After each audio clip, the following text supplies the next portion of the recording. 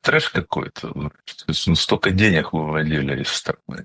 Столько выводили, что у нас рубль был одна из самых мягких валют. Это вообще нонсенс. Такого ни в мире нигде нет. Что страна, у которой настолько превышает импорт, не может удержать собственную валюту. То есть представьте себе объем вывода средств.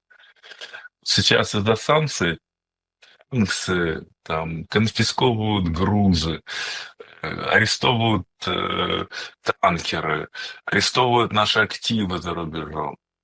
Запретили использовать доллар, валюты, закрыли транзакции. Ну вот все сделали, чтобы осложнить торговлю. У нас валюты приходит столько, что рубль стоит на месте, как вкопанный. Для этих вот, ну это разве нормально? Мы должны сосредоточиться на себе. Все наша Россия — это богатая страна, самая богатая природным ресурсом на душу населения. Сосредоточиться на этом, сделать, чтобы у нас были самые дешевые энергоносители, низкие налоги, чтобы у нас были самые низкие кредиты. И все у нас расцветет. Вот. Олег Анатольевич, а можно сказать, что в принципе вопрос о правах человека в геополитике был перечеркнут? Да нет никаких прав. Вообще все не имеет значения. Помните, как в фильме «Брат 2»? Ох, интересно. Да ничего, кроме денег. Да, про американцев.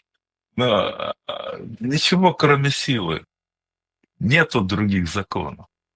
Вот мы возвращаемся к традиционным ценностям.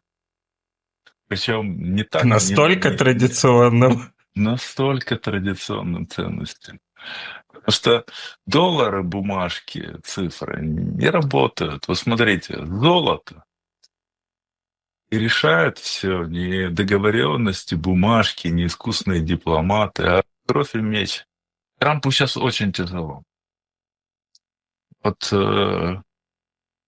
многие на него нападают о том, что вот он обещал в течение суток, а потом в течение месяца, а вот уже прошел целый год и ничего, война на Украине продолжается. Но я хочу сказать, что Трамп делает все, что может. В том коридоре возможностей, которые у него есть, все использует для того, чтобы остановить войну на Украине. Мне не получается.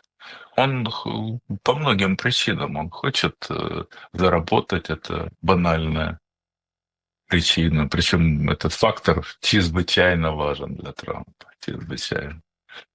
Для него нужна политическая победа. Он хочет, наконец, стряхнуть с рук евроатлантистов, которые висят на него, и начать выполнять свою программу, сворачивать присутствие войск Соединенных Штатов в Европе и сосредотачиваться на Соединенных Штатах.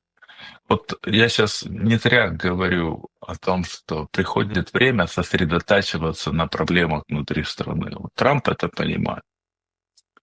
Это ну, Трампа выбрали не только потому, что он талантливый артист, там,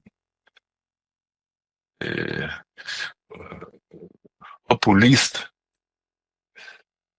Нет, просто у Соединенных Штатов очень серьезнейшие проблемы. И те рецепты, которые предлагала команда Трампа, они действительно их нужно проводить, потому что чем дальше, тем хуже.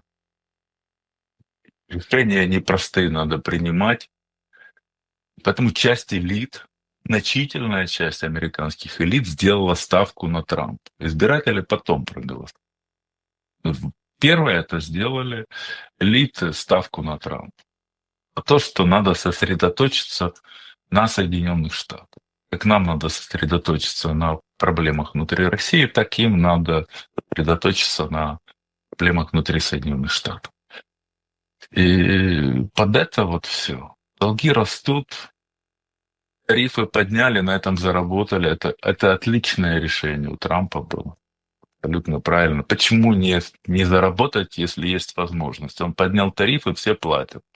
Все платят, деньги идут в бюджет. Ну и слава богу. Да, это не такие суммы, которые кардинально решат вопрос, но лиха беда начала.